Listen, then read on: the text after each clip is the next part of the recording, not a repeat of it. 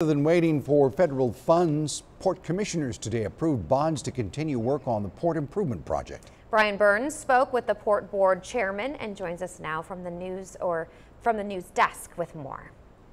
Well, work on improvements to the ship channel is already underway, and if the port didn't act, the work might have stopped until federal funds were received. The more than $300 million project, in conjunction with the new harbor bridge, will widen and deepen the ship channel to allow bigger ships to use the port. Port Commission Chairman Charlie Zahn says the government is paying for 2/3 of the project, but getting those funds will be spread out. The federal government, of course, is going to pay that over what looks like now 7 or 8 year period, and that just won't help us do what we need to do. So we allocated in the bonds that we proposed to issue today $100 million to keep that project moving forward, and then another $100 million with other assets that the Port Commission is considering along the ship channel.